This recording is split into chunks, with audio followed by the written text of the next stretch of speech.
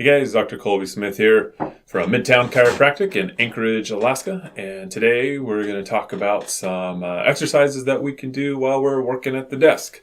So a lot of times we'll be here, especially over long periods of time, we start to fatigue and tired. Our posture starts to fall apart. And as we come forward, we get this pulling sensations and we get some overactivity in some key areas that kind of drain all our energy. And so we've come up with some, I'd like to share some of the things that we've come up with to try to help you out with those.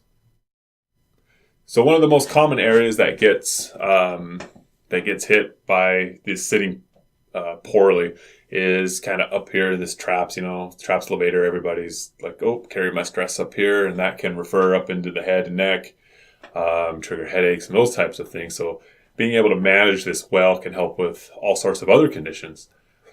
And so there's two ways to do that. We can do some stretching to the tissue itself here, which we'll get to in a moment. But first I want to go over some of the stabilization exercises we can use that get left out or get forgotten a lot of the time. So the first one is just like by activating the scapula girdle here, or shoulder girdle, neurologically, that helps to calm these guys down. So as I reach out as far as I can there, it's just that last little bit. And you can see here, I'm extended, and then I go back to neutral. My arm's just up. And it's that last little bit is kind of where the magic happens. That's the part that we want to focus on. And then we're just going to hold that 10 seconds or so at a time. And this is the basic one, and there's many progressions we can do from here. But get that down first. And then the other one is just pressing straight down, and that gets the lats, and you'll feel that underneath your armpit there. And so we can just hold those 10 seconds or so at a time. And if you're really coordinated, you can do both at the same time. You're going to reach way out, get serratus, and then I'm going to deep press down. And you'll lose a little bit of your reach with that, but don't worry about it. And just hold 10 seconds or so at a time. Be mindful of your neck. A lot of people will tend to have their head coming forward like this as they're doing it. I like to teach people to do a chin tuck. Just kind of bring it straight back. Be careful not to come up into extension. Just straight back and hold there.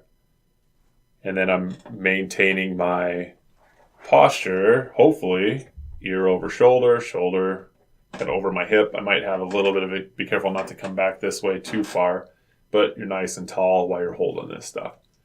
And so we can use those exercises, and with repetition, we can hopefully ingrain more of that into our subconscious, and then that just becomes kind of the norm for us as we sit.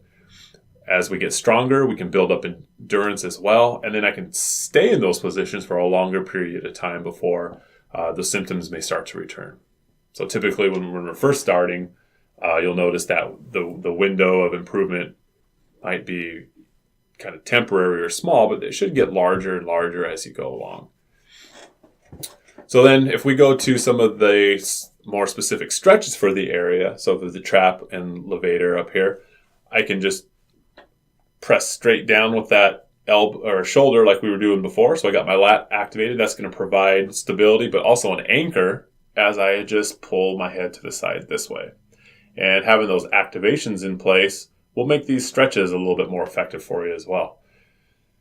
Now you can rotate the head and then pull. Same thing.